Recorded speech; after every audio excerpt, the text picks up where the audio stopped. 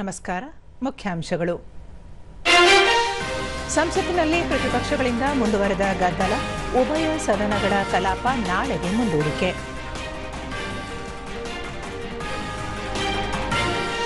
ನ್ಯಾಯಾಂಗ ವಲಯದಲ್ಲಿ ದಕ್ಷತೆ, ಪಾರದರ್ಶಕತೆಗೆ ಒತ್ತು, ಮೂಲಸೌಕರ್ಯ ಅಭಿವೃದ್ಧಿಗೆ ಆದ್ಯತೆ, ಸಚಿವ ಅರ್ಜುನ್ ರಾಮ್ ಮೇಘ್ವಾಲ್. ರಾಜ್ಯ ಸರ್ಕಾರದ ಜನವಿರೋಧಿ ನೀತಿಗಳ ವಿರುದ್ಧ ಸಂಘಟಿತ ಹೋರಾಟ, ಕೇಂದ್ರ ಸಚಿವ ಎಚ್.ಡಿ. ಕುಮಾರಸ್ವಾಮಿ, ಆರ್. ಅಶೋಕ ಸಮಾಲೋಚನೆ. ಮತ್ತು ವಿಬಿಜಿ ರಾಮ್ಜಿ ಯೋಜನೆ ಸಮರ್ಪಕ ಅನುಷ್ಠಾನ, ಪ್ರತಿನಿತ್ಯ 5 ಲಕ್ಷ ಮಾನವ ದಿನ ಸೃಜನೆಗೆ ಸೂಚನೆ, ಸಚಿವ ಈಶ್ವರ್ ಖಂಡ್ರೆ. ಸಂಸತ್ನ ಉಭಯ ಸದನಗಳಲ್ಲಿ ಪ್ರತಿಪಕ್ಷಗಳ ಸದಸ್ಯರ ಗದ್ದಲ, ಘೋಷಣೆ ಇಂದೂ ಸಹ ಮುಂದುವರೆದಿದ್ದು, ಕಲಾಪವನ್ನು ಹಲವು ಬಾರಿ ಮುಂದೂಡಲಾಯಿತು. ಲೋಕಸಭೆಯಲ್ಲಿಂದು ಪ್ರಶ್ನೋತ್ತರ ಕಲಾಪ ಆರಂಭಗೊಳ್ಳುತ್ತಿದ್ದಂತೆಯೇ ವಿರೋಧ ಪಕ್ಷದ ಸದಸ್ಯರು ಗದ್ದಲ ಉಂಟು ಮಾಡಿದಾಗ ಸುಗಮ ಕಲಾಪಕ್ಕೆ ಅವಕಾಶ ನೀಡುವಂತೆ ಸಭಾಧ್ಯಕ್ಷ ಓಂ ಬಿರ್ಲಾ ಮನವಿ ಮಾಡಿದರು. ಹಲವು ಮಹತ್ವದ ವಿಷಯಗಳು ಚರ್ಚೆಯಾಗಬೇಕಿದ್ದು, ಸದಸ್ಯರು ತಮ್ಮ ಪ್ರಶ್ನೆಗೆ ಸರ್ಕಾರದಿಂದ ಉತ್ತರ ಬಯಸುತ್ತಾರೆ. ಆದರೆ ಕಲಾಪಕ್ಕೆ ಪ್ರತಿಪಕ್ಷಗಳು ನಿರಂತರ ಅಡ್ಡಿ ಉಂಟು ಮಾಡುವ ಮೂಲಕ ಸದಸ್ಯರ ಹಕ್ಕನ್ನು ಕಸಿದುಕೊಳ್ಳಲಾಗುತ್ತಿದೆ. ಇದು ಸದನದ ಘನತೆಗೆ ಶೋಭೆಯಲ್ಲ ಎಂದು ಸಭಾಧ್ಯಕ್ಷರು ಹೇಳಿದರು. ಪ್ರತಿ ಸದಸ್ಯರು ತಮ್ಮ ಅಭಿಪ್ರಾಯ ವ್ಯಕ್ತಪಡಿಸಲು ಹಾಗೂ ಸಂವಾದ ನಡೆಸಲು ಅವಕಾಶವಿದೆ. ಆದರೆ ಕೋಲಾಹಲ ಉಂಟು ಮಾಡುವುದರಿಂದ ಯಾವುದೇ ಪ್ರಯೋಜನವಿಲ್ಲ ಎಂದು ಹೇಳಿದರು. ಸದಸ್ಯರ ಗದ್ದಲ ಮುಂದುವರೆದಾಗ ಕಲಾಪವನ್ನು ಮಧ್ಯಾಹ್ನ 2 ಗಂಟೆಗೆ ಮುಂದೂಡಿದರು. सदन के बाहर या सदन के अंदर नारेबाजी करना लोकतंत्र के लिए उचित नहीं है. संसद चर्चा संवाद के लिए, आपके विचारों की अभिव्यक्ति के लिए आप आओ, विचार व्यक्त करो. प्रश्नकाल में महत्वपूर्ण प्रश्न पूछो. महत्वपूर्ण विभाग, रेल के, इलेक्ट्रॉनिक्स के कई विभागों के महत्वपूर्ण प्रश्न हैं.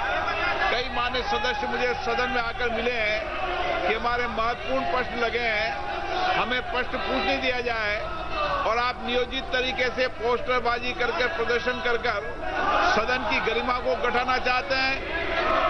आप लोकतांत्रिक तरीके से चर्चा करें. सदन की कार्रवाई आज 2 बजे तक के लिए स्थगित की जाती है.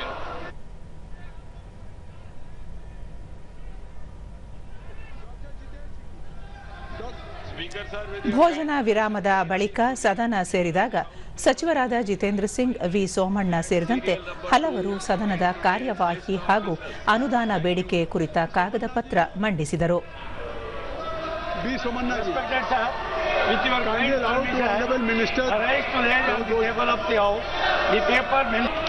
Honorable Speaker, sir, with your kind permission, I rise to lay on the table of the House the papers mentioned against.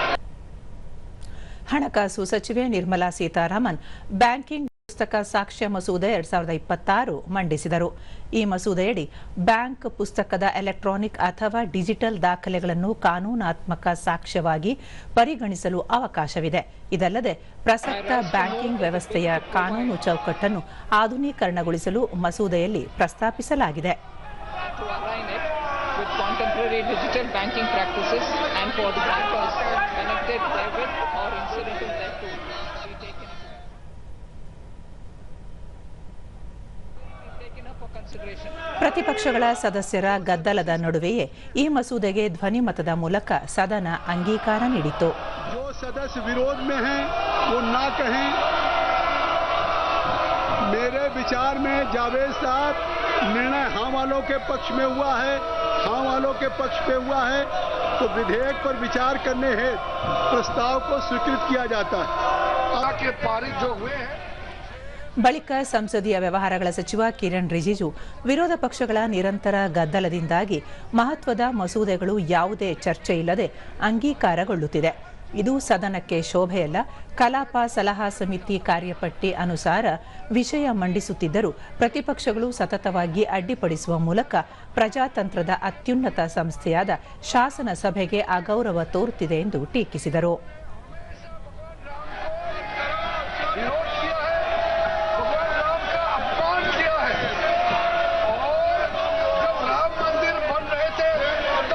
काला पट्टी बांध करके इन्होंने राम मंदिर का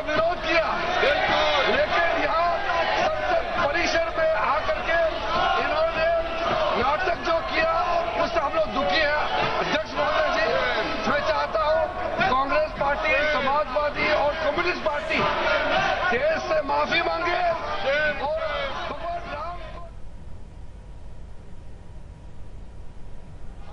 चर्चा करनी। ಇದೇ ವೇಳೆ ಗದ್ದಲ ಹೆಚ್ಚಾದಾಗ ಪೀಠಾಸೀನ ಅಧಿಕಾರಿ ಜಗದಾಂಬಿಕಾ ಪಾಲ್ ಸದನದಲ್ಲಿ ಪ್ರಮುಖ ವಿಷಯಗಳ ಚರ್ಚೆಗೆ ಅಡ್ಡಿಪಡಿಸುವುದು ಸರಿಯಲ್ಲ, ಪ್ರಶ್ನೋತ್ತರ ಕಲಾಪ ಹಾಗೂ ಶೂನ್ಯ ವೇಳೆಯಲ್ಲಿ ನಿರಂತರವಾಗಿ ಗದ್ದಲ ಉಂಟು ಮಾಡುವ ಕಾರಣ ಏನು ಎಂದು ಪ್ರಶ್ನಿಸಿದರು. ಸದಸ್ಯರು ಸದನದ ಘನತೆ ಅನುಸಾರ ವರ್ತಿಸಬೇಕು. ಜನಪ್ರತಿನಿಧಿಗಳಾಗಿ ಆಯ್ಕೆಯಾದ ಮೇಲೆ ಜನರ ನಿರೀಕ್ಷೆ ಅನುಸಾರ ಕಾರ್ಯನಿರ್ವಹಿಸಬೇಕು. ಸದನದಲ್ಲಿ ಅನುಚಿತ ವರ್ತನೆ ತೋರುವ ಬಗ್ಗೆ ಜನರ ಪ್ರಶ್ನೆಗಳಿಗೆ ಯಾವ ರೀತಿ ಉತ್ತರಿಸುತ್ತೀರಿ ಎಂದರು.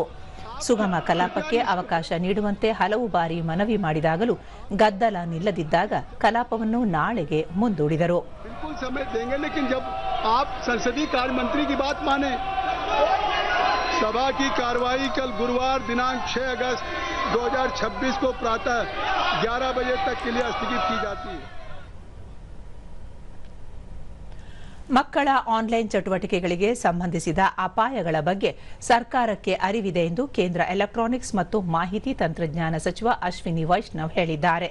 ಲೋಕಸಭೆಯಲ್ಲಿ ಲಿಖಿತ ಉತ್ತರ ನೀಡಿರುವ ಅವರು, ಸೈಬರ್ ಬೆದರಿಕೆ, ಆನ್ಲೈನ್ ಶೋಷಣೆ, ಡಿಜಿಟಲ್ ವ್ಯಸನಗಳ ಬಗ್ಗೆ ಮಾಹಿತಿ ಇದೆ. ಜಾಗತಿಕ ಬೆಳವಣಿಗೆಗಳು ಮತ್ತು ಆನ್ಲೈನ್ ಸುರಕ್ಷತೆಗೆ ಸಂಬಂಧಿಸಿದಂತೆ ತಂತ್ರಜ್ಞಾನ, ಡಿಜಿಟಲ್ ಪರಿಸರದಲ್ಲಿ ಮಕ್ಕಳ ರಕ್ಷಣೆಗಾಗಿ ಅಳವಡಿಸಿಕೊಂಡ ಕ್ರಮಗಳ ಹಿನ್ನೆಲೆಯಲ್ಲಿ ಡಿಜಿಟಲ್ ವೈಯಕ್ತಿಕ ಡೇಟಾ ಸಂರಕ್ಷಣಾ ಕಾಯ್ದೆ 2023 ಅನ್ನು ಜಾರಿಗೆ ತರಲಾಗಿದೆ ಎಂದು ತಿಳಿಸಿದ್ದಾರೆ. ಡಿಜಿಟಲ್ ವೈಯಕ್ತಿಕ ಡೇಟಾ ಸಂರಕ್ಷಣೆ ಕಾಯ್ದೆ ಮಕ್ಕಳ ಗೌಪ್ಯತೆಯನ್ನು ಆನ್ಲೈನ್ನಲ್ಲಿ ಕಾಪಾಡಲು ಕಾನೂನು ಚೌಕಟ್ಟು ಒದಗಿಸುತ್ತಿದೆ. ಸೈಬರ್ ಅಪಾಯ ಮತ್ತು ಸುರಕ್ಷತೆಯ ಬಗ್ಗೆ ಜಾಗೃತಿ ಮೂಡಿಸುವ ಕೆಲಸ ಮಾಡಲಾಗುತ್ತಿದೆ ಎಂದು ಹೇಳಿದ್ದಾರೆ.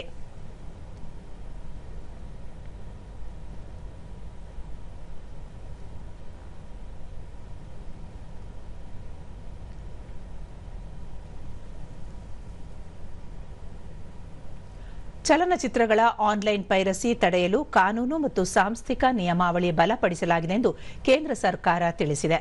ಈ ಕುರಿತು ಕೇಂದ್ರ ವಾರ್ತಾ ಮತ್ತು ಪ್ರಸಾರ ಖಾತೆ ರಾಜ್ಯ ಸಚಿವ ಡಾಕ್ಟರ್ ಎಲ್ ಮುರುಗನ್ ಲೋಕಸಭೆಗೆ ಲಿಖಿತ ಉತ್ತರ ನೀಡಿದ್ದು, ಟೆಲಿಗ್ರಾಂ ಸೇರಿದಂತೆ ವಿವಿಧ ವೇದಿಕೆಗಳಲ್ಲಿ ಪೈರಸಿ, ಅನಧಿಕೃತ ಪ್ರದರ್ಶನ ಮತ್ತು ರೆಕಾರ್ಡಿಂಗ್ ತಡೆಯಲು ಕಠಿಣ ಕ್ರಮ ಕೈಗೊಳ್ಳಲಾಗಿದೆ. ಇದಕ್ಕಾಗಿ 1952ರ ಸಿನಿಮಾಟೋಗ್ರಫಿ ಕಾಯ್ದೆಗೆ 2023ರಲ್ಲಿ ತಿದ್ದುಪಡಿ ತರಲಾಗಿದೆ ಎಂದು ತಿಳಿಸಿದ್ದಾರೆ. 2021ರ ಮಾಹಿತಿ ತಂತ್ರಜ್ಞಾನ ನಿಯಮಾವಳಿ ಅನುಸಾರ ಪೈರಸಿ ದೃಶ್ಯಗಳ ಕುರಿತು ದೂರು ನೀಡಿದ್ದಲ್ಲಿ ಅಥವಾ ಗಮನಕ್ಕೆ ತಂದಲ್ಲಿ ನಿರ್ದಿಷ್ಟ ಡಿಜಿಟಲ್ ವೇದಿಕೆಗಳು ದೃಶ್ಯಾವಳಿಯನ್ನು ಕೂಡಲೇ ತೆಗೆದುಹಾಕುವುದು ಕಡ್ಡಾಯವಾಗಿದೆ. ಚಲನಚಿತ್ರ ಪೈರಸಿ ಸಂಬಂಧಿಸಿದಂತೆ 4996 ಟೆಲಿಗ್ರಾಂ ಚಾನೆಲ್ ಮತ್ತು 1262 ಜಾಲತಾಣ ಸೇರಿದಂತೆ ಒಟ್ಟು 7393 URLಗಳನ್ನು ಸ್ಥಗಿತಗೊಳಿಸಲು ನಿರ್ದೇಶನ ನೀಡಲಾಗಿದೆ ಎಂದು ಹೇಳಿದ್ದಾರೆ.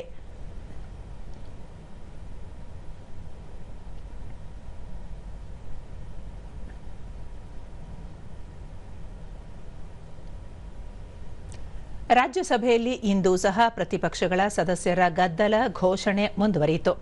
ಇದರ ನಡುವೆಯೇ ಸಂಸದೀಯ ಕಾರ್ಯವಾಹಿ ಕುರಿತು ವಿವಿಧ ಕಾಗದ ಪತ್ರಗಳನ್ನು ಹಲವು ಸದಸ್ಯರು ಮಂಡಿಸಿದರು. Respected Chairman, sir, with your kind permission, on behalf of my colleague Sri Jain Chaudhary, I rise to lay on the table of the House the papers mentioned at serial number 1 class A of today's list of business pertaining to the Ministry of Education. Thanks. श्रीमान रामदास पंडू अथवाले जी. Respected Chairman, sir, I lay on the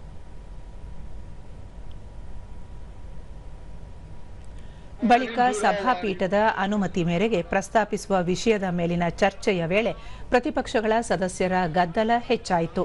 ಸುಗಮ ಕಲಾಪಕ್ಕೆ ಅವಕಾಶ ನೀಡುವಂತೆ ಸಭಾಪತಿ CP Radhakrishnan ಹಲವು ಬಾರಿ ಮನವಿ ಮಾಡಿದರೂ ಗದ್ದಲ ಮುಂದುವರೆದಾಗ ಕಲಾಪವನ್ನು ಮಧ್ಯಾಹ್ನ 12 ಗಂಟೆಗೆ ಮುಂದೂಡಿದರು. Sir, you are going to speak or not? Sir, I am willing to speak, but sir, within this Okay, the House will meet at 12 noon today. Sir, point of order here. There is no point of order and there is no order in the House.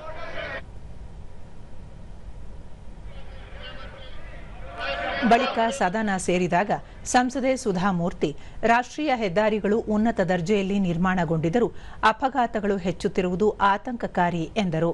ವಾಹನ ಚಾಲಕರು ನಿಯಮ ಪಾಲನೆ ಮಾಡದಿರುವುದು ಅಪಘಾತಗಳಿಗೆ ಕಾರಣವಾಗುತ್ತಿದೆ. ಚಾಲನಾ ಪರವಾನಗಿ ನೀಡುವಲ್ಲಿ ವಿವಿಧ ಏಜೆನ್ಸಿಗಳು ಭಾಗಿಯಾಗಿದ್ದು ಈ ವಲಯದಲ್ಲಿ ಪಾರದರ್ಶಕತೆ ತರುವ ಬಗ್ಗೆ ಸರ್ಕಾರ ಯಾವ ಕ್ರಮ ಕೈಗೊಂಡಿದೆ ಎಂದು ಪ್ರಶ್ನಿಸಿದರು. Do you have any procedure or any new scheme so that there should be a transparency and actual driving license should be given to the actual method of giving license to the drivers so that we can reduce the accidents on the national highway? Thank you, sir. ಇದಕ್ಕೆ ಉತ್ತರಿಸಿದ ಕೇಂದ್ರ ಸಾರಿಗೆ ಮತ್ತು ಹೆದ್ದಾರಿ ಖಾತೆ ಸಚಿವ ನಿತಿನ್ ಗಡ್ಕರಿ, ದೇಶದಲ್ಲಿ ವಾರ್ಷಿಕ ಸುಮಾರು 1.5 ಲಕ್ಷ ಜನರು ರಸ್ತೆ ಅಪಘಾತದಲ್ಲಿ ಸಾವಿಗೀಡಾಗುತ್ತಿರುವುದು ಅತ್ಯಂತ ನೋವಿನ ಸಂಗತಿ. ಈ ಸಂಖ್ಯೆ ಜಗತ್ತಿನಲ್ಲೇ ಅತಿ ಹೆಚ್ಚಾಗಿದ್ದು ಅಪಘಾತ ತಡೆಯಲು ಸರ್ಕಾರ ಹಲವು ಪರಿಣಾಮಕಾರಿ ಕ್ರಮ ಕೈಗೊಂಡಿದೆ ಎಂದರು.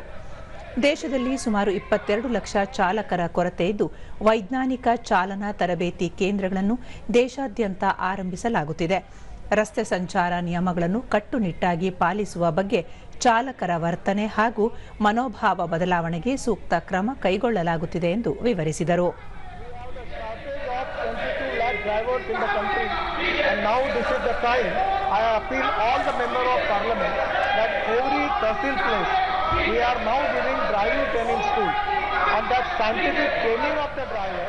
is very important regarding the lane discipline, regarding the rules of the road, and that we can save the accident and life of the people.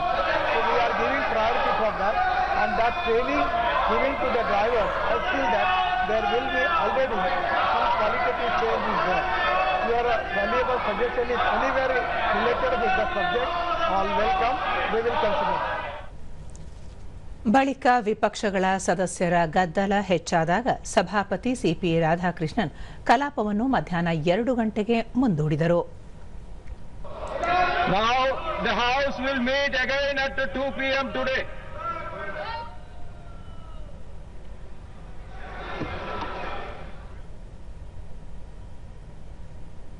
ಭೋಜನ ವಿರಾಮದ ಬಳಿಕ ಸದನ ಸೇರಿದಾಗ ಕಾನೂನು ಮತ್ತು ನ್ಯಾಯಾಂಗ ಖಾತೆ ಸಚಿವ ಅರ್ಜುನ್ ರಾಮ್ ಮೇಘ್ವಾಲ್ ಸುಪ್ರೀಂ ಕೋರ್ಟ್ ನ್ಯಾಯಮೂರ್ತಿಗಳ ಸಂಖ್ಯೆ ತಿದ್ದುಪಡಿ ಮಸೂದೆ 2026 ಮಂಡಿಸಿದರು.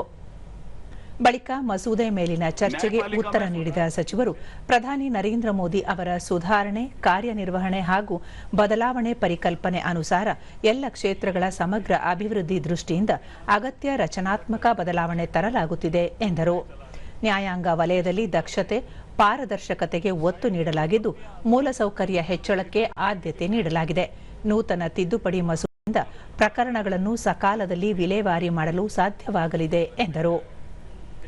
जिंदगी जब मायूस होती है तभी महसूस होती है सर, नहीं तो महसूस होती नहीं है. अभी कुछ विषय आया, लोगों ने कहा कि ये भी ठीक नहीं है, ये भी ठीक नहीं है, तो मैं प्रधानमंत्री जी का एक कोट बोलना चाहता हूं. माना कि अंधेरा घना है, लेकिन दिया जलाना कहां मना है. तो ये सुधार का दिया जलाने के लिए हम आपके बीच में आए हैं, और ये जो रिफॉर्म का बिल मैं लेके आया हूं, इसको आप पास करने के लिए मैं आपसे अनुरोध करता हूं. बहुत बहुत धन्यवाद, बहुत बहुत आभार. ಬಳಿಕ ಧ್ವನಿ ಮತದ ಮೂಲಕ ಮಸೂದೆಗೆ ಸದನ ಅಂಗೀಕಾರ ನೀಡಿತು. ಈ ಮಹತ್ವದ ಮಸೂದೆ ಲೋಕಸಭೆಯಲ್ಲಿ ಈಗಾಗಲೇ ಅಂಗೀಕಾರವಾಗಿದ್ದು ರಾಜ್ಯಸಭೆಯಲ್ಲಿ ಇಂದು ಅಂಗೀಕಾರಗೊಳ್ಳುವ ಮೂಲಕ ಸಂಸತ್ ಅನುಮೋದನೆ ದೊರೆತಂತಾಗಿದೆ. Honorable Deputy Chairman sir, with your permission, I move the motion that the bill as passed by Lok Sabha be returned. Motion moved that the bill be ನಂತರ returned. ಉಪಸಭಾಪತಿ ಹರಿವಂಶ್ ಕಲಾಪವನ್ನು ನಾಳೆಗೆ ಮುಂದೂಡಿದರು. Those against will please say no.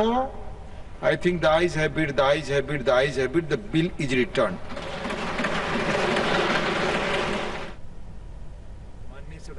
The House stands adjourned to meet at 11 a.m. on Thursday, the 6th August 2026. ಕೇಂದ್ರ ಸಂಪುಟ ಕಾರ್ಯದರ್ಶಿ doctor TV. Somanathan ಅವರ ಅವಧಿಯನ್ನು ಕೇಂದ್ರ ಸರ್ಕಾರ 1 ವರ್ಷ ವಿಸ್ತರಿಸಿ ಆದೇಶಿಸಿದೆ.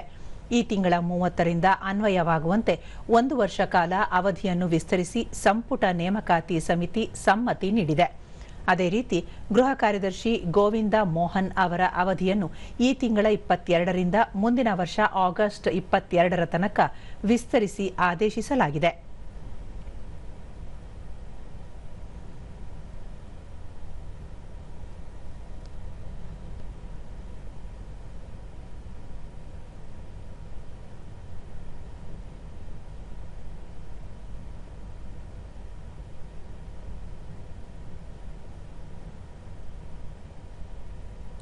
ಜೆಡಿಎಸ್ ರಾಜ್ಯಾಧ್ಯಕ್ಷರೂ ಆಗಿರುವ ಕೇಂದ್ರ ಬೃಹತ್ ಕೈಗಾರಿಕೆ ಹಾಗೂ ಉಕ್ಕು ಸಚಿವ ಎಚ್.ಡಿ. ಕುಮಾರಸ್ವಾಮಿ ಅವರನ್ನು ದೆಹಲಿಯಲ್ಲಿಂದು ರಾಜ್ಯ ವಿಧಾನಸಭೆ ವಿರೋಧ ಪಕ್ಷದ ನಾಯಕ ಆರ್. ಅಶೋಕ್ ಭೇಟಿ ಮಾಡಿ ಚರ್ಚೆ ನಡೆಸಿದರು.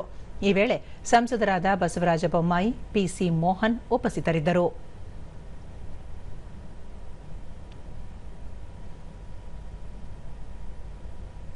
ಬಳಿಕ ಆರ್. ಅಶೋಕ್ ಮುಂಬರುವ ವಿಧಾನಮಂಡಲ ಅಧಿವೇಶನದಲ್ಲಿ ಪ್ರಸ್ತಾಪಿಸಬೇಕಾದ ಪ್ರಮುಖ ವಿಷಯಗಳು, ರಾಜ್ಯದ ಜ್ವಲಂತ ಸಮಸ್ಯೆಗಳು, ಸರ್ಕಾರದ ವೈಫಲ್ಯಗಳನ್ನು ಪರಿಣಾಮಕಾರಿಯಾಗಿ ಸದನದ ಮುಂದಿಡುವ ಕುರಿತು ಚರ್ಚೆ ನಡೆಸಲಾಯಿತು ಎಂದು ಹೇಳಿದ್ದಾರೆ. ಸದನದಲ್ಲಿ ಬಿಜೆಪಿ ಜೆಡಿಎಸ್ ಜೊತೆಯಾಗಿ ಹೋರಾಟ, ಕಾರ್ಯತಂತ್ರ, ಸಮನ್ವಯ ಮತ್ತು ಕಾಂಗ್ರೆಸ್ ಸರ್ಕಾರದ ಜನವಿರೋಧಿ ನೀತಿಗಳ ವಿರುದ್ಧ ಹೋರಾಟ ರೂಪಿಸುವ ಕುರಿತು ಚರ್ಚೆ ನಡೆಸಲಾಗಿದೆ ಎಂದು ಮಾಹಿತಿ ಹಂಚಿಕೊಂಡರು. ಹೋರಾಟ ಮಾಡ್ತಾ ಇದ್ದಾರೆ. ವಿಧಾನಸಭೆಯಲ್ಲೂ ಕೂಡ ಅದನ್ನ ಚರ್ಚೆಗೆ ನಾವು ತಗೊಂತಾ ಇದ್ದೀರಿ.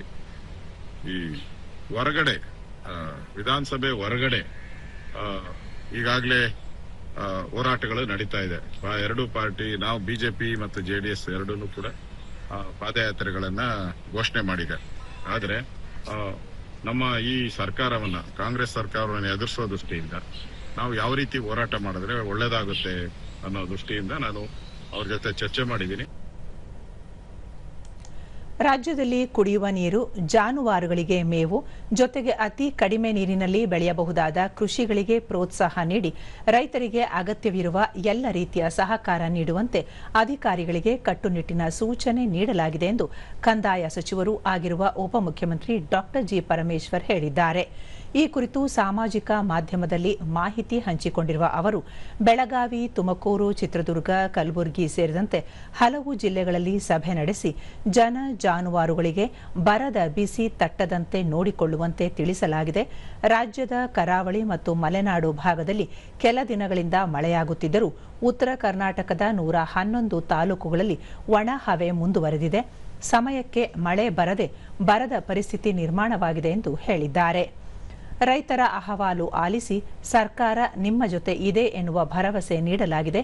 ಘೋಷಣೆಯಾಗಿರುವ ನಿಯಮಗಳನ್ನು ಸಡಿಲಿಸುವಂತೆ ಹಾಗೂ ಬರ ಪರಿಹಾರವನ್ನು ಮುಂಚಿತವಾಗಿ ನೀಡುವಂತೆಯೂ ಪ್ರಧಾನಿ, ಕೇಂದ್ರ ಗೃಹ ಸಚಿವರು ಹಾಗೂ ಕೃಷಿ ಸಚಿವರಿಗೆ ಪತ್ರ ಬರೆಯಲಾಗಿದೆ.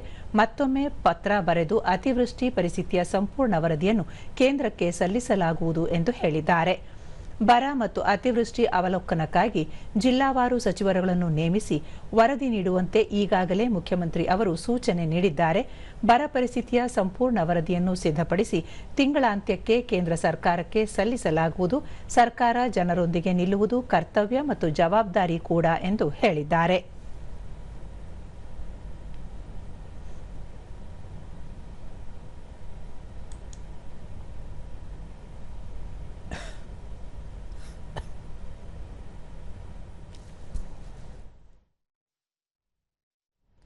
ರಾಜ್ಯದಲ್ಲಿ ಮಳೆ ಕೊರತೆಯ ಪ್ರಸಕ್ತ ಸನ್ನಿವೇಶದಲ್ಲಿ ಎಲ್ಲ ಅರ್ಹ ಗ್ರಾಮೀಣ ಪ್ರದೇಶದ ಜನರಿಗೆ ಉದ್ಯೋಗ ಖಾತ್ರಿ ಬಲಪಡಿಸಲು ಮತ್ತು ಪ್ರತಿನಿತ್ಯ 5 ಲಕ್ಷ ಮಾನವ ದಿನ ಸೃಜಿಸಿ ಗರಿಷ್ಠ ಉದ್ಯೋಗ ನೀಡುವಂತೆ ಗ್ರಾಮೀಣಾಭಿವೃದ್ಧಿ ಮತ್ತು ಪಂಚಾಯತ್ ರಾಜ್ ಸಚಿವ ಬಿ. ಈಶ್ವರ್ ಖಂಡ್ರೆ ಸೂಚನೆ ನೀಡಿದ್ದಾರೆ. ಈ ಸಂಬಂಧ ಇಲಾಖಾ ಕಾರ್ಯದರ್ಶಿ ಅವರಿಗೆ ಲಿಖಿತ ಸೂಚನೆ ನೀಡಿರುವ ಅವರು, ಮನ್ರೇಗಾದ ಬದಲಾದ ರೂಪವಾದ ವಿಕಸಿತ ಭಾರತ ಜಿ ಯೋಜನೆಯನ್ನು ಆರ್ಥಿಕ ಹೊರೆಯ ನಡುವೆಯೂ ರಾಜ್ಯ ಸರ್ಕಾರ ಬಡವರ, ವಂಚಿತರ ಹಿತದೃಷ್ಟಿಯಿಂದ ಜಾರಿಗೆ ತಂದಿದೆ.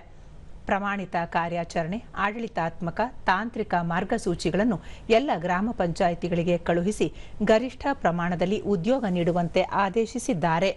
ಮುಖ್ಯ ಕಾರ್ಯದರ್ಶಿಗಳ ಸಮ್ಮುಖದಲ್ಲಿ ರಾಜ್ಯದ ಎಲ್ಲ ಜಿಲ್ಲಾ ಪಂಚಾಯಿತಿಗಳ ಮುಖ್ಯ ಕಾರ್ಯನಿರ್ವಹಣಾಧಿಕಾರಿಗಳೊಂದಿಗೆ ಸಭೆ ನಡೆಸಿದ ಸಂದರ್ಭದಲ್ಲಿ ವಿಬಿಜಿ ರಾಮ್ಜಿ ಯೋಜನೆ ಅನುಷ್ಠಾನದಲ್ಲಿ ಸಮಸ್ಯೆ ಬಗ್ಗೆ ಪ್ರಸ್ತಾಪಿಸಲಾಗಿದೆ.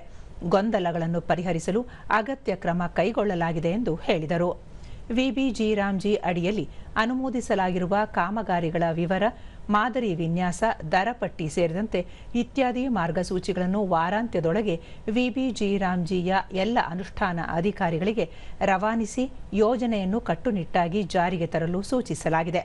ಪ್ರತಿನಿತ್ಯ 5 ಲಕ್ಷ ಜನರಿಗೆ ಉದ್ಯೋಗ ಒದಗಿಸುವ ಜೊತೆಗೆ ಪ್ರತಿ ತಿಂಗಳು 1.5 ಕೋಟಿ ಮಾನವ ದಿನಗಳ ಸೃಜನೆಗೆ ನಿರ್ದೇಶಿಸಲಾಗಿದೆ ಎಂದು ತಿಳಿಸಿದ್ದಾರೆ.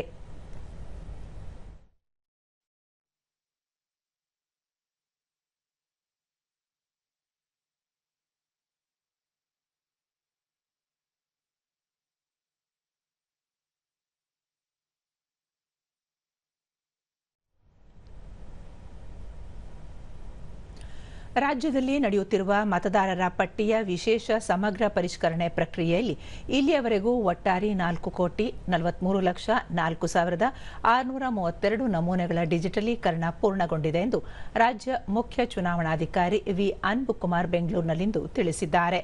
ಸುದ್ದಿಗೋಷ್ಠಿಯಲ್ಲಿ ಅವರು ಒಟ್ಟಾರೆ 5,54,32,314 ನಮೂನೆಗಳನ್ನು ವಿತರಿಸಲಾಗಿದ್ದು, ಈ ಪೈಕಿ 79.93% ಡಿಜಿಟಲೀಕರಣ ಪ್ರಕ್ರಿಯೆ ಪೂರ್ಣಗೊಂಡಿದೆ. ಇನ್ನು 22,977 ನಮೂನೆಗಳ ಡಿಜಿಟಲೀಕರಣ ಬಾಕಿ ಇದೆ ಎಂದು ಹೇಳಿದ್ದಾರೆ. ಪಟ್ಟಿಯಲ್ಲಿ 1,11,04,705 ಪತ್ತೆಯಾಗದ, ಸ್ಥಳಾಂತರಗೊಂಡ, ನಿಧನರಾದವರು ಹಾಗೂ ಮತ್ತಿತರರು ಇದ್ದಾರೆ.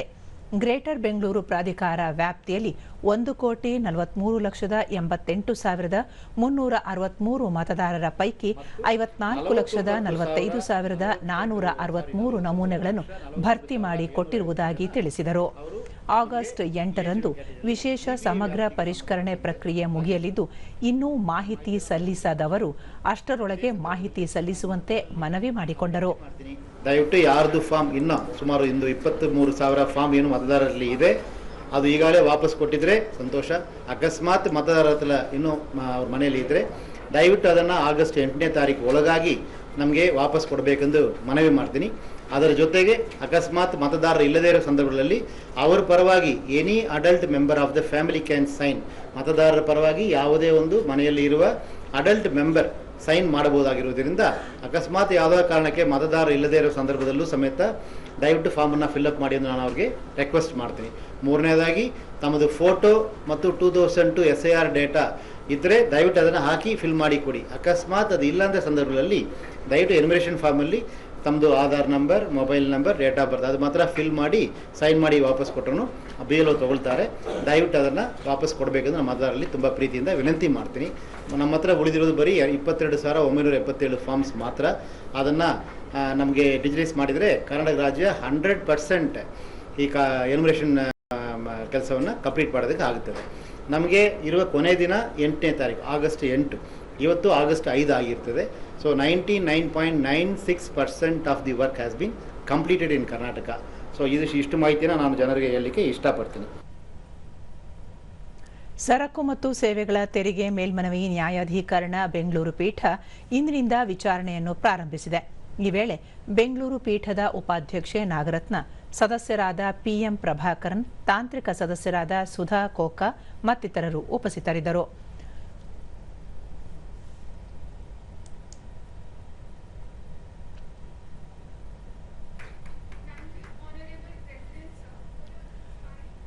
ದೂರದರ್ಶನದೊಂದಿಗೆ ನಾಗರತ್ನ, ಇದೊಂದು ಐತಿಹಾಸಿಕ ದಿನವಾಗಿದ್ದು, ಒಂದು ದೇಶ ಒಂದು ತೆರಿಗೆ ಆಧಾರದ ಮೇಲೆ ತೆರಿಗೆದಾರರಿಗೆ ಅನುಕೂಲ ಕಲ್ಪಿಸುವ ಸಲುವಾಗಿ ಬೆಂಗಳೂರು ಪೀಠ ಇಂದಿನಿಂದ ವಿಚಾರಣೆ ಆರಂಭಿಸಿದೆ ಎಂದರು. PM ಪ್ರಭಾಕರನ್, ಒಂದು ದೇಶ ಒಂದು ಟ್ಯಾಕ್ಸ್ ಅನ್ನೋ ಸಿದ್ಧಾಂತದ ಮೇಲೆ ಈ GSAT ಪ್ರಾರಂಭವಾಗಿದೆ. ಈ ಸಿದ್ಧಾಂತದ ಮೇಲೆ ಈ GSAT ಈ ದಿನ ಎಲ್ಲ ನಮ್ಮ ಪ್ರಜೆಗಳಿಗೆ ಮತ್ತು ಟ್ಯಾಕ್ಸ್ ಪೇಸ್ಗೆ ಅನುಕೂಲಕರವಾದ ಒಂದು ವೇದಿಕೆಯನ್ನು ಕಲ್ಪಿಸಿಕೊಟ್ಟಿದೆ ಅಂತ. PM ಪ್ರಭಾಕರನ್, 4 ಪೀಠದ 2 ಕೋರ್ಟ್ನಲ್ಲಿ 6 ಮಂದಿ ಸದಸ್ಯರಿದ್ದಾರೆ. ಇದೇ ಮೊದಲ ಬಾರಿಗೆ ಬೆಂಗಳೂರು ಪೀಠದಿಂದ ವಿಚಾರಣೆ ಆರಂಭಿಸಲಾಗಿದೆ ಎಂದು ತಿಳಿಸಿದರು. All the assessees for the state of Karnataka. We have so far received more than 3,200 appeals. We will start the hearing today 11:30 onwards on a regular basis. Bench will be sitting in 3 schedules and 3 benches. Chamarajanagar ತಾಲೂಕಿನ ಹೊಂಡರ ಬಾಳುವಿನ PM Shri Jawahar Navodaya ವಿದ್ಯಾಲಯದಲ್ಲಿ ಇಂದು ಆಯೋಜಿಸಿದ್ದ ನವೋದಯ ಸಂಸ್ಥಾಪನಾ ದಿನವನ್ನು ಪ್ರಭಾರ ಪ್ರಾಂಶುಪಾಲರಾದ S A Rahman ಉದ್ಘಾಟಿಸಿದರು. ಈ ವೇಳೆ ಶಿಕ್ಷಕರು ಹಾಗೂ ವಿದ್ಯಾರ್ಥಿಗಳು ಉಪಸ್ಥಿತರಿದ್ದರು.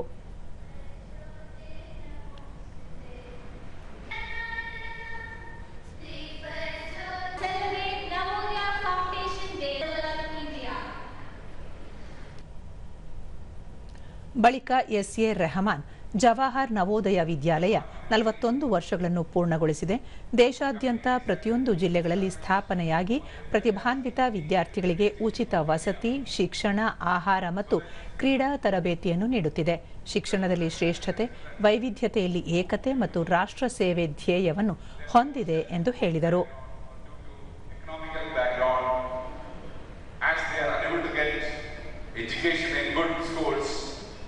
It was decided that Navodaya should provide an opportunity to all these children to get better education. ಅಧ್ಯಾಪಕರಾದ Shashikala, Navodaya Vidyalaya ಉಚಿತ ಹಾಗೂ ಗುಣಮಟ್ಟದ ಶಿಕ್ಷಣ ದೊರೆಯಬೇಕು ಎನ್ನುವ ಉದಾತ್ತ ಧ್ಯೇಯದೊಂದಿಗೆ ದೇಶಾದ್ಯಂತ ಕಾರ್ಯನಿರ್ವಹಿಸುತ್ತಿದೆ. ಗ್ರಾಮೀಣ ಭಾಗದ ಸಾವಿರಾರು ಪ್ರತಿಭಾನ್ವಿತ ವಿದ್ಯಾರ್ಥಿಗಳಿಗೆ ಗುಣಮಟ್ಟದ ಶಿಕ್ಷಣ ನೀಡುವ ಜೊತೆಗೆ ಉತ್ತಮ ಪ್ರಜೆಗಳನ್ನು ನಿರ್ಮಾಣ ಮಾಡುವ ಕಾಯಕದಲ್ಲಿ ತೊಡಗಿಕೊಂಡಿದೆ ಎಂದು ಹೇಳಿದರು. ಜಾಗತಿಕ ವೇದಿಕೆ ಕಲ್ಪಿಸುವುದೇ ನವೋದಯದ ನಿಜವಾದ ಶಕ್ತಿ. ಹಣಕಾಸಿನ ಕೊರತೆಯಿಂದಾಗಿ ಗ್ರಾಮೀಣ ಭಾಗದ ಯಾವೊಬ್ಬ ಪ್ರತಿಭಾವಂತ ವಿದ್ಯಾರ್ಥಿಯೂ ಶಿಕ್ಷಣದಿಂದ ವಂಚಿತನಾಗಬಾರದು ಎಂಬುದೇ ಈ ಒಂದು ವಿದ್ಯಾಲಯದ ಮೂಲ ಉದ್ದೇಶ. ವಿದ್ಯಾರ್ಥಿನಿ ನಿಧಿ ಶೇಖರ್, ಪಿಎಂ ಶ್ರೀ ಜವಾಹರ್ ನವೋದಯ ವಿದ್ಯಾಲಯ ಗ್ರಾಮೀಣ ಭಾಗದ ವಿದ್ಯಾರ್ಥಿಗಳಿಗೆ ಗುಣಮಟ್ಟದ ಶಿಕ್ಷಣ ನೀಡುವ ಕೆಲಸದಲ್ಲಿ ತೊಡಗಿಸಿಕೊಂಡಿದೆ ಎಂದು ತಿಳಿಸಿದರು.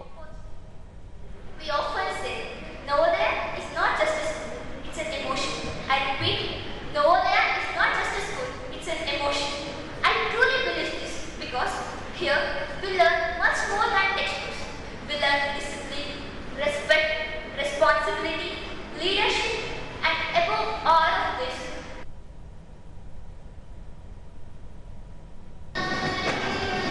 ಇದೇ ಸಂದರ್ಭದಲ್ಲಿ ವಿದ್ಯಾರ್ಥಿಗಳಿಂದ ಸಾಂಸ್ಕೃತಿಕ ಕಾರ್ಯಕ್ರಮಗಳು ಜರುಗಿದವು.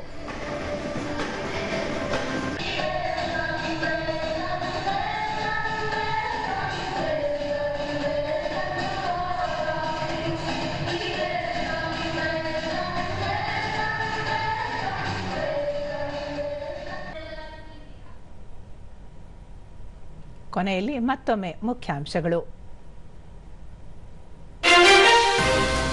ಸಂಸತ್ತಿನಲ್ಲಿ ಪ್ರತಿಪಕ್ಷಗಳಿಂದ ಮುಂದುವರೆದ ಗದ್ದಲ, ಉಭಯ ಸದನಗಳ ಕಲಾಪ ನಾಳೆಗೆ ಮುಂದೂಡಿಕೆ. ನ್ಯಾಯಾಂಗ ವಲಯದಲ್ಲಿ ದಕ್ಷತೆ, ಪಾರದರ್ಶಕತೆಗೆ ಒತ್ತು, ಮೂಲಸೌಕರ್ಯ ಅಭಿವೃದ್ಧಿಗೆ ಆದ್ಯತೆ, ಸಚಿವ ಅರ್ಜುನ್ ರಾಮ್ ಮೇಘ್ವಾಲ್. ರಾಜ್ಯ ಸರ್ಕಾರದ ಜನವಿರೋಧಿ ನೀತಿಗಳ ವಿರುದ್ಧ ಸಂಘಟಿತ ಹೋರಾಟ, ಕೇಂದ್ರ ಸಚಿವ ಎಚ್.ಡಿ. ಕುಮಾರಸ್ವಾಮಿ, ಆರ್. ಅಶೋಕ ಸಮಾಲೋಚನೆ. ವಿಬಿಜಿ ರಾಮ್ಜಿ ಯೋಜನೆ ಸಮರ್ಪಕ ಅನುಷ್ಠಾನ, ಪ್ರತಿನಿತ್ಯ 5 ಲಕ್ಷ ಮಾನವ ದಿನ ಸೃಜನೆಗೆ ಸೂಚನೆ, ಸಚಿವ ಈಶ್ವರ್ ಖಂಡ್ರೆ. ನಮ್ಮ ವಾರ್ತಾ ಪ್ರಸಾರವನ್ನು ನೀವು ಡಿಡಿ ಚಂದನ ನ್ಯೂಸ್ ಯೂಟ್ಯೂಬ್, ಎಕ್ಸ್ ಖಾತೆ, ಇನ್ಸ್ಟಾಗ್ರಾಂ, ಫೇಸ್ಬುಕ್ ಹಾಗೂ ವಾಟ್ಸ್ಆಪ್ ಮೂಲಕವೂ ವೀಕ್ಷಿಸಬಹುದು. ಇಲ್ಲಿಗೆ ಇಂದಿನ ವಾರ್ತಾ ಪ್ರಸಾರ ಮುಕ್ತಾಯವಾಯಿತು. ಸತ್ಯ, ಸಮರ್ಥ, ಸಂಪೂರ್ಣ ಸುದ್ದಿಗಾಗಿ ವೀಕ್ಷಿಸಿ ಚಂದನ ವಾರ್ತೆ. ನಮ್ಮ ಮುಂದಿನ ವಾರ್ತಾ ಪ್ರಸಾರ ನಾಳೆ ಬೆಳಿಗ್ಗೆ 7:30 ನಮಸ್ಕಾರ.